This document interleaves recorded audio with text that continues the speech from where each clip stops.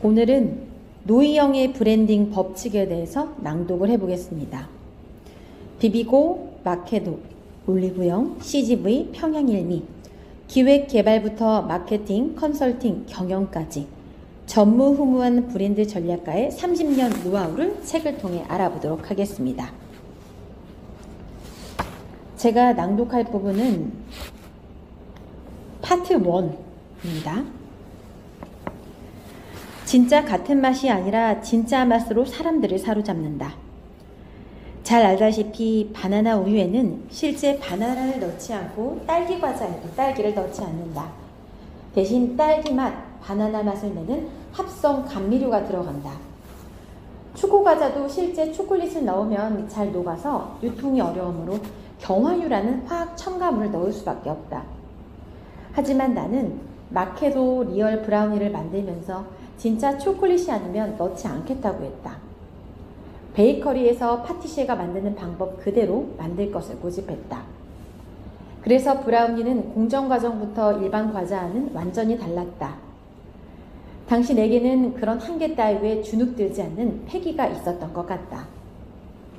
사실 내가 만약 오리온 제과 출신이었다면 절대로 그 브라우니를 만들 수 없었을 것이다.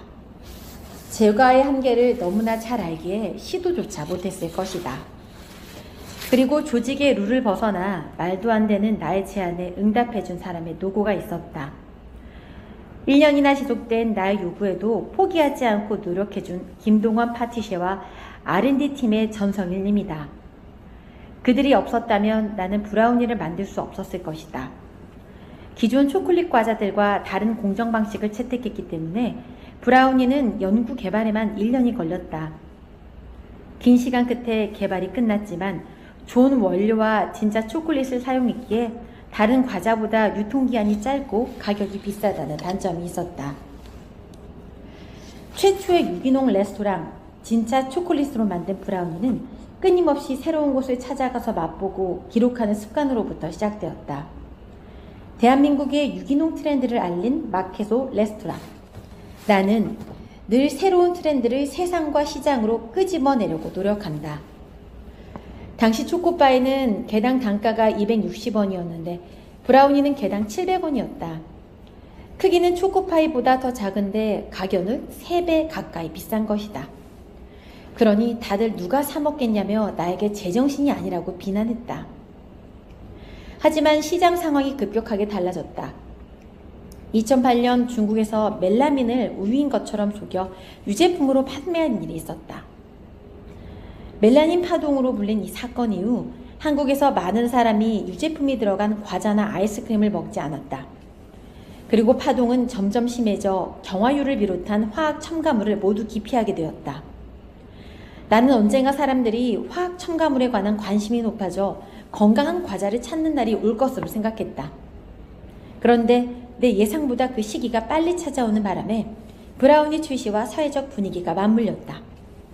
전체적으로 과자 매출이 급격히 떨어진 때 이때 브라우니의 인기는 날로 높아졌다. 화학 첨가물 없이 순수한 초콜릿이 들어간 과자의 진가를 사람들이 알아봐 준 것이다. 상품의 이미지를 만드는 것이 마케팅의 핵심이다. 브라우니가 출시된 2008년 12월 마케도의 마케팅 비용은 상당히 제한적이었다. 어떻게 하면 적은 비용으로 입소문을 낼 수 있을까 고민하던 무렵 가수 빅뱅의 첫 콘서트가 있었다. 내 주변에서 너나 할 것 없이 콘서트 티켓을 구하느라 난리였다. 혜성처럼 나타난 빅뱅의 인기는 그만큼 대단했다. 나는 이 상황을 지켜보다가 불현듯 빅뱅과 브라우니를 연결시켰다. 그래서 대뜸 빅뱅의 소속사인 YG 엔터테인먼트에 전화했다. 당시 YG 엔터테인먼트는 상장 전이라 다른 기획사와 비슷한 규모였다. 하지만 빅뱅의 인기로 보아 충분히 투자할 만한 가치가 있다고 생각했다. 빅뱅 콘서트에 가는 관람객은 대부분 10대에서 30대 초반 여성이었다. 이들이 브라우니의 맛을 알리는 주요 고객이 될 것이었다. 나는 오리온의 신제품 과자를 빅뱅 콘서트장에서 무료로 나눠주는 기프트 샘플링을 하겠다고 제안했다. 음식을 먹을 때 무엇을 먹느냐만큼 중요한 게 누구와 먹느냐다. 콘서트장에서 너무나 좋아하는 빅뱅을 보면서 감격스러운 상태에서 브라우니를 먹는다면 그 맛은 한층 배가 될 터, 그리고 기억 속에 브라우니의 달콤한 맛이 각인될 것이다. 콘서트를 하는 3일 동안 대략 5만 명의 사람들에게 브라우니를 나눠줬다. 콘서트에 왔던 사람들이 나중에 그 과자의 맛을 떠올려 구매한 후 친구나 가족과 함께 과자를 나눠 먹을 것이라고 생각했다. 나는 상품의 포장과 디자인에도 많은 공을 들인다. 상품 디자인은 또 하나의 이미지 마케팅이기 때문이다. 대부분 과자 포장은 빨간색, 노란색, 파란색 같은 강렬한 색을 섞어 소비자의 시선을 사로잡으려고 한다. 하지만 난 일부러 옅은 파스텔 톤을 사용했다. 제과에서는 시도된 적 없는 스타일이었다. 임원들은 색을 좀 더 강하고 다양하게 쓰라고 했다. 임원들이 아무리 말해도 내 생각은 확고했다. 이 과자 하나만 있을 때는 무난해 보일지도 모른다. 그러나 다른 과자들과 함께 마트에 진열됐을 때는 다르다. 알록달록한 과자들 사이에서 고급스럽고 심플한 포장은 오히려 돋보인다. 대한민국의 이런 빈티지 스타일의 패키지가 전무했기 때문이다. 임원들의 반대가 계속되자 나는 아무도 없는 늦은 밤 대형마트에 가서 브라우니 샘플을 다른 과자들 사이에 올려놓고 몰래 사진을 찍고 빠져나왔다. 그 사진을 가지고 사람들 앞에서 프레젠테이션을 했다. 다른 과자들 사이에서 브라우니는 단연 눈에 띄었다. 그날 이후 임원들은 브라우니 포장에 대해 다시 언급하지 않았다. 브라우니 패키지를 조금은 낡은 듯 세월이 느껴지게 디자인한 것은 빈티지 스타일을 새로운 트렌드로 받아들일 수 있는 감각 있는 젊은 여성을 겨냥한 것이다. 또한 공장 생산품이 아닌 듯 실제로 집에서 손으로 구운 듯한 따뜻함과 투박함을 느끼게 하려는 것이었다. 이것은 길정민 디자이너의 헌신과 노력 없이는 불가능했을 것이다. 하지만 정해진 예산은 있고 내가 원했던 느낌은 나지 않았다.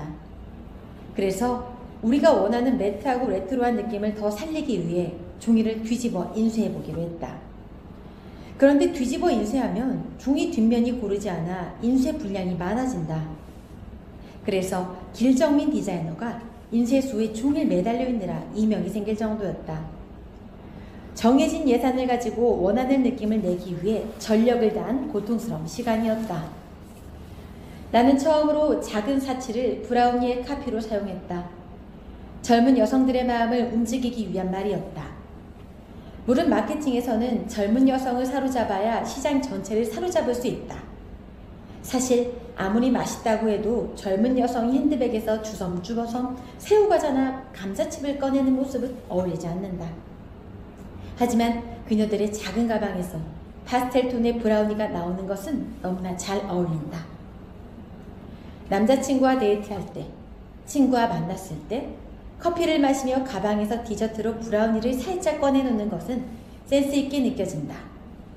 세련된 포장의 브라우니는 젊은 여성들의 핸드백에 들어있어도 결코 창피를 주지 않는다. 오히려 브라우니를 가지고 있는 사람이 매력적으로 느껴질 정도다.